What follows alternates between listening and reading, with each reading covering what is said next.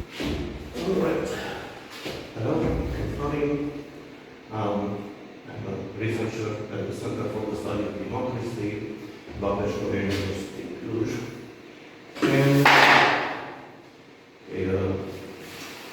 if any of you have seen the original program, in case you're wondering, started with a presentation, well, the original plan was comparison between Romania and Ukraine, and the reason for that is that I think 50% Transylvanian, 25% Moldovan from the Republic. My mother is originally from Lodz, and her maiden name was Raisa Nichiporuk, which gives you again that I'm also the didn't seem to have like a coherent story on both. Plus, if this is a panel on Ukraine, I should drop Romania. But the most important reason was that logistic. I do not have time with Romania, so yeah. Anyway, so the story, which I don't promise it's any good, but at least it will be short. That I can promise. It starts with an electoral puzzle, somewhat unexpected result, then I'll get to the explanation, and maybe some why do we care rather than being an important story. Okay, yeah, what on earth does Trump have to do with? This is, other than being my favorite president ever, it's an illustration of a general result. So 99, that's 99, I would also say 99% of cases, you see something like this, as in, oh, okay, surprise, Hawaii was very liberal and therefore anti-Trump in 2016. They were also very anti-Trump in 2012. Yeah, really. And then conversely was Virginia or Wyoming or other states, they were very conservative and pro-Trump in 2016. They continued to be so 4 years after. Okay, so that's kind of the introduction to the actual puzzle. So as this would be the policy/voting behavior version of the saying in journalism. It's not news when the lights are on, it's news when it's the other way around.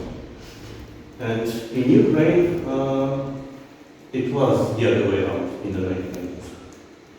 So we have a very strong correlation between the Kuchma votes in the 1994 runoff and Kuchma votes in the 1999 runoff, but it was negative. Very strong and negative. And why on earth would that be the case? Now, if you're thinking of an explanation in left and right terms, things are making even less sense, I guess. Because in 1994, the opponent of Kuchma was the incumbent President Kravchuk, which I guess on left-right positioning, he would, I would think, considered by most political scientists, experts on Ukrainian politics, rather on the left. While Kuchma was seen as more reformist, was prime minister under Kravchuk for a while.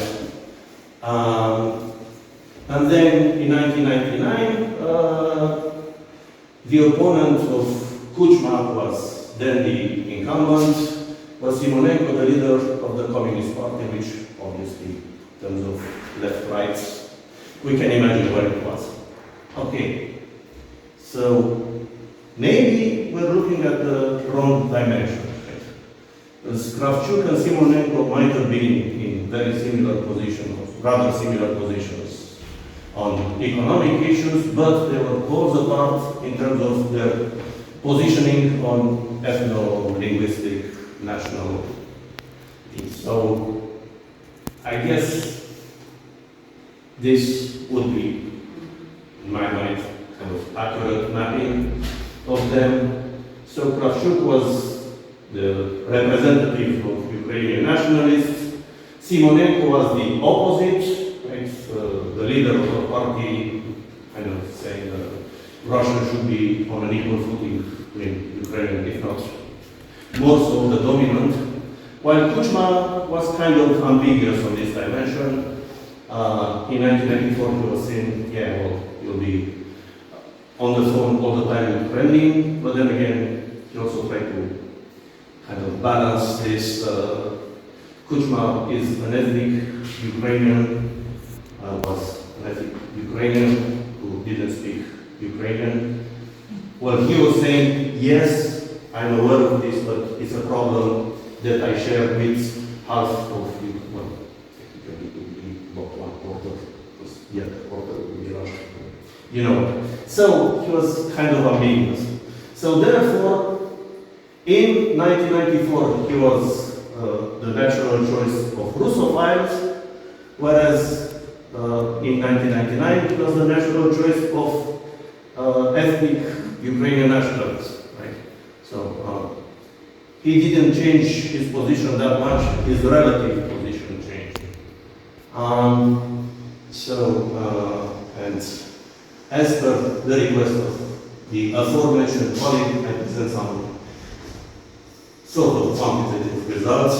So the dependent would be vote for Kuchma, percent vote for Kuchma at the oblast level in 1994, 1999, 2004 rounds. I mean, this is the, I can't remember, the second round or the third round? I think it was the third round. Anyways, I should know that, because there was a repeat election that year. Anyways. And as you can see, the results are kind of all over the place, but yet the vote for Yanukovych closely resembles vote for Kuchma in 1994 with some caveats, while vote for Kuchma in 1999 differs substantially from both. And I forgot to explain what the independent variables are. So percent Russian speakers are not ethnic Russians, percent of respondents who had 2001 census declared that their first language was Russian. So percent of Russian speakers in the oblast. Urbanization is percent of urban population, and the West is almost, it's a dummy value, but it's almost the same as yours.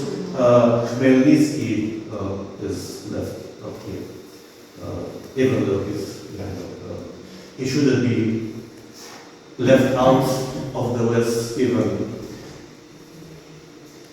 if nothing else, for being the historical hero. Anyways, that's okay, that's so this would be kind of my West, and if we had Khmelnytsky, that would be my West. Okay, so forgot to start the timer anyway, I'm almost done either way. So trying to make out something out of this. The Policy literature says majority, well, most, yeah, there's a debate, but the vast majority of political scientists, I think, say that majoritarian institutions, like presidentialist, majoritarian electoral systems, are a bad idea, and they're especially unsuited in new democracies, and probably even less suited for new democracies that are severely divided in terms of ethnicity and language. Now, as the classic would say, что делать? Well, now it's a bit late for Ukraine, although there might be some room for improvement even right now, but what could have been done 30 years ago? For instance, institutional designers in Ukraine might have chosen the parliamentary system with proportional representation, and that, if you have that, then maybe you get the group that's in between radical Ukrainian nationalists and Russophiles to be the kingmakers. Yeah. So maybe that would have made things better. Or even a presidential system with alternative vote. The alternative vote being it's when you rank candidates, and that would give an incentive again to candidates, main candidates that have to moderate their positions. Right? Typically in the literature on institutional design, we only hear about these two groups, the majoritarians and actually that's the right word, but you know, bipartisan and all these guys with consensus, so you choose parliamentary system, proportional representation. So there the discussion is just between, the contrast is just between majority systems and PR. And there's a small group of scholars, institutional designers, that I think they would call themselves sentimentalists, who say, yes, majority systems are clearly worse than proportional representation. But the alternative vote, which superficially looks like a majoritarian system, is actually even better than proportional representation. With majority systems, you have divisions and you enhance them. With proportional representation, yeah, it's better, but you leave the divisions in place, you kind of put them in a freezer. And then with the alternative vote, you give incentives to political actors, candidates of political parties, to reach across the aisle, so to say. So, a kind of bridging strategy rather than a bonding strategy that you have with proportional representation. So, on this, I'm not sure what note it is. Thank you for your attention.